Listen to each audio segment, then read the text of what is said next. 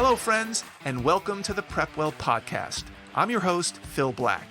And if you have an 8th, 9th, or 10th grader with big aspirations, like the Ivy League, or military service academies like West Point, ROTC, or athletic scholarships, boom, you've come to the right place. My specialty, my superpower, if you will, is preparing families for these competitive programs. I'll teach you what your child should do, when they should do it, and how you can help. So stick around and prepare to out-prepare. Hello, friends, and welcome back to the PrepWell podcast. In today's episode, I want to discuss the age-old question of how much help we should give our children during their high school years. Now, most of us have heard of or seen or experienced the two extremes. One extreme is the helicopter parent, who does virtually everything for their child, often leaving the child with very little confidence in their own abilities. And the other extreme is the hands-off parent, who leaves everything up to the child, claiming that it's up to them to figure things out. And of course, in the middle, there are the parents who try to do a little of both of these things. I call these the hedgers. And I haven't seen any literature on what percentage of parents fall into these three categories, but common sense and anecdotal evidence and the bell curve would suggest that most parents fall in the middle. Let's call it the middle 60%. And the tails on either end at about 20% each. Again, I have no idea how accurate this assessment is, but for our purposes, let's assume that this is about right. In fact, let's assign some numbers to this concept. If you are a completely hands-off parent who believes that your child should essentially figure out everything on their own with very little intentional help from you, you would be a 1 on a scale of 1 to 10. On the other end of the spectrum, if you're a full-blown helicopter parent who smooths out every conceivable bump in the road for your child so that there is little to no challenge or conflict or failure, you would be a 10 on the scale. If theoretically you're a parent who tries to hedge your bets and do a little of both strategies, then let's say you're a 5. So my first question is, where as a parent do you fall on this spectrum between 1 and 10? And second, is it working? In other words, is your current level of involvement working for your child or your children, and is it working for you? In my business, and of course in my family, I happen to see a lot of extremes. The classic hands-off parent, who's a 1 on the scale, will enroll their child in PrepWell Academy and basically tell me, I want Jane to run this thing. This is her thing. If she wants to watch the videos and listen to your advice, great. But I'm not going to push her. I'm not going to force her to do anything. It has to come from her. And usually this parent feels very proud about this perspective on this particular issue. Maybe that's how they were raised, or maybe that's just their worldview.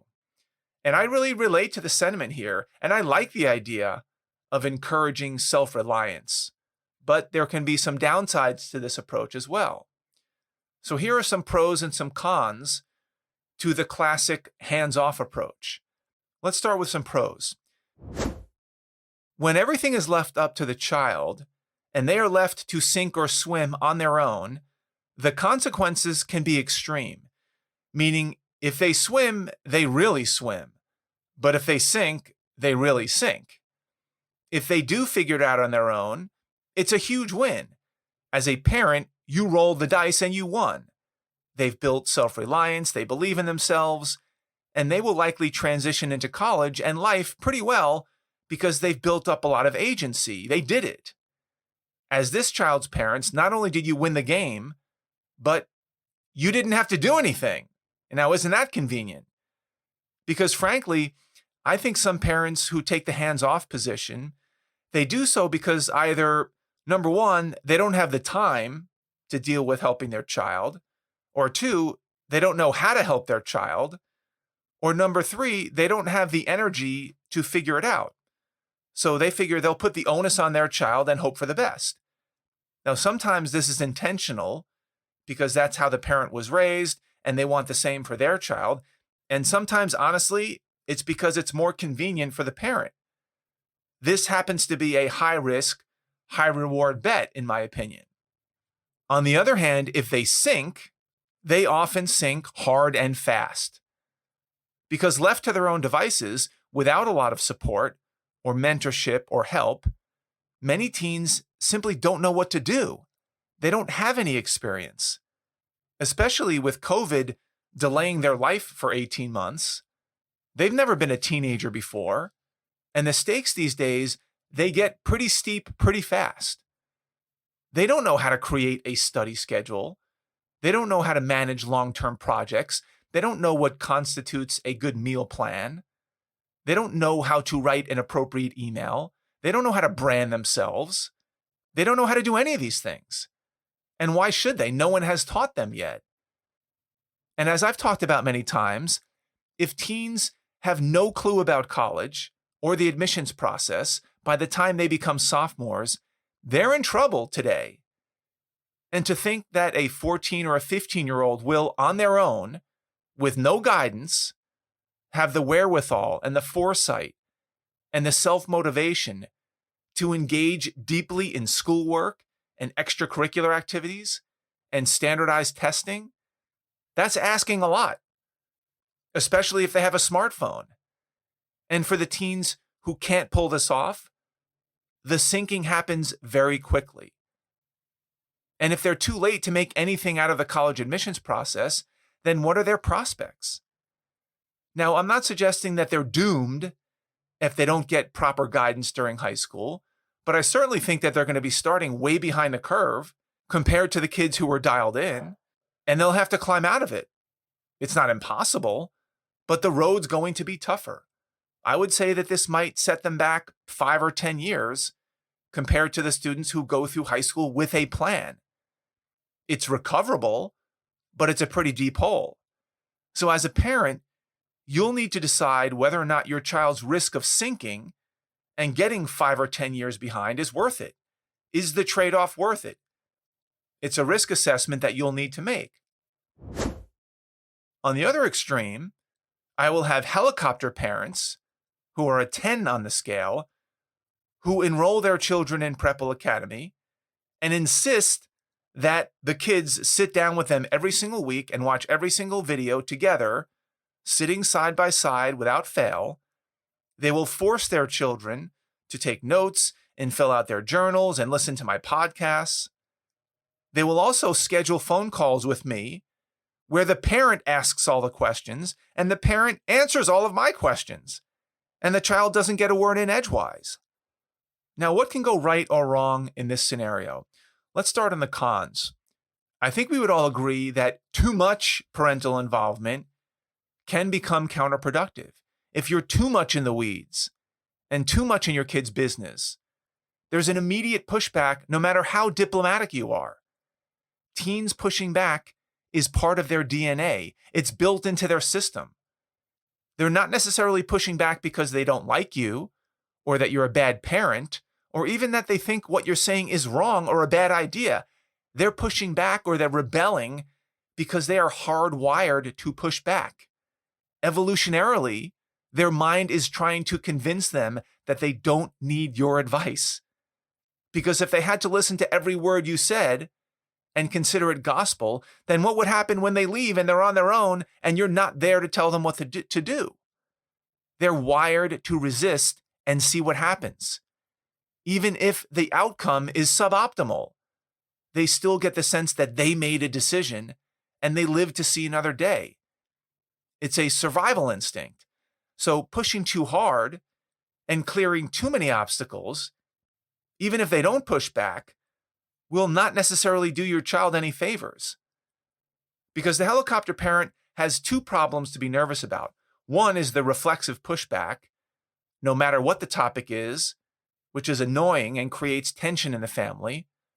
Or two, their child goes along for the ride and they don't push back and they let you do everything for them, which gives them very little confidence that they can do anything on their own. Now, what are some pros to being a helicopter parent? There is some upside.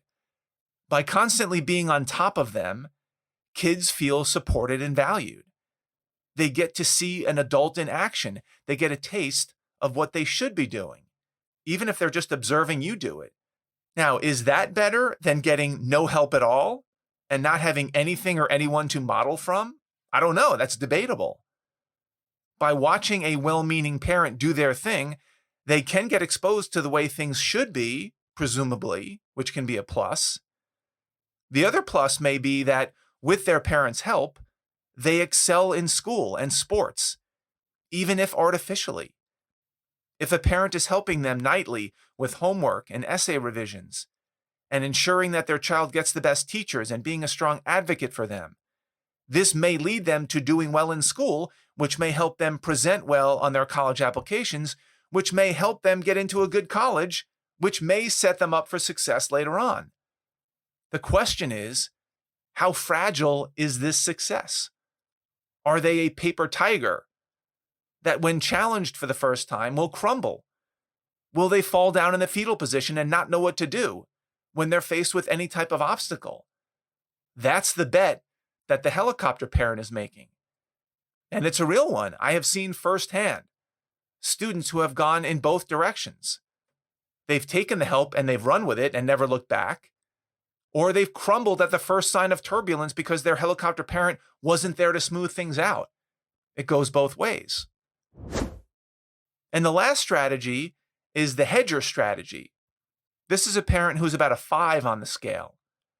The parent who understands that this process ideally should be owned by their 14-year-old, but in reality, they know that this is a lot to ask and a lot to bet on. The parent who understands that clearing some obstacles from their child's path might help them get over the hump to the point where they can start clearing obstacles on their own. The parent who walks the fine line between hands-off and helicopter. The parent who swallows hard knowing that their child is about to screw something up and they let it happen anyway.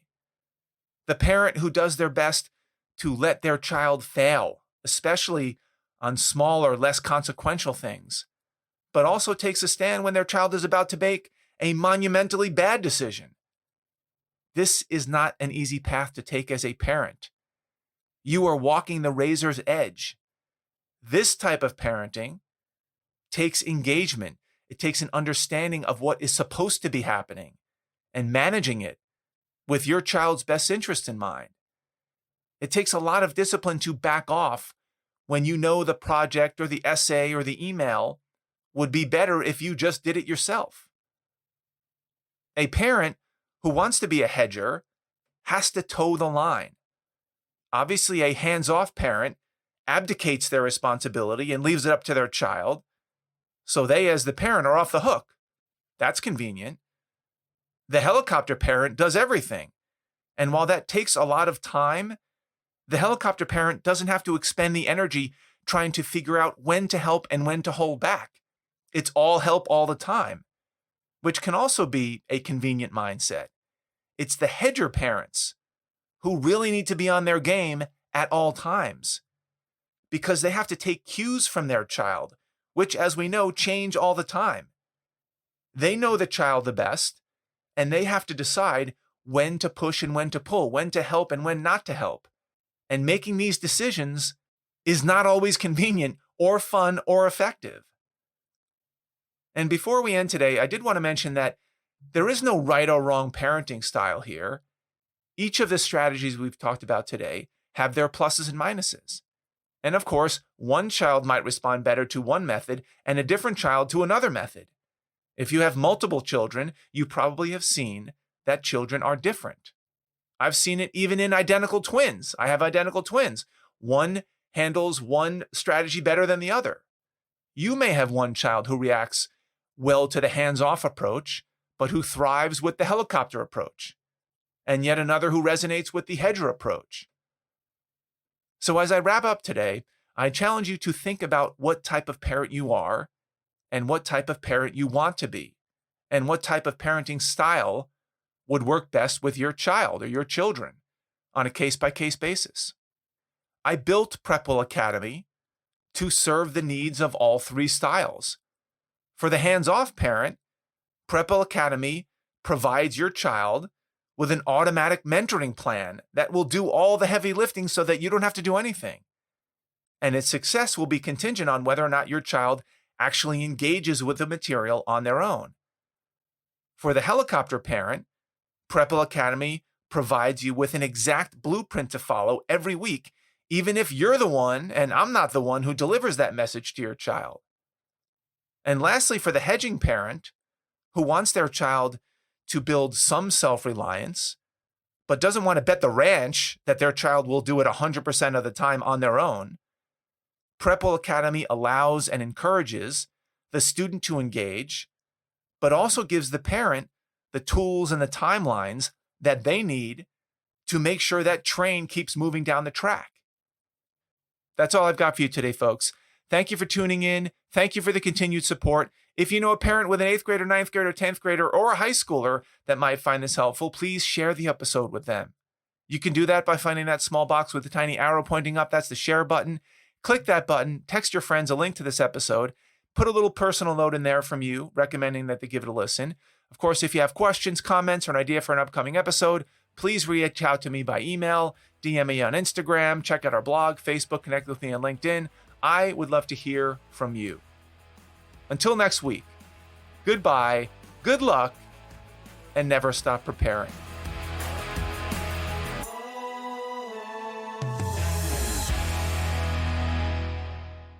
This podcast is brought to you by PrepWell Academy.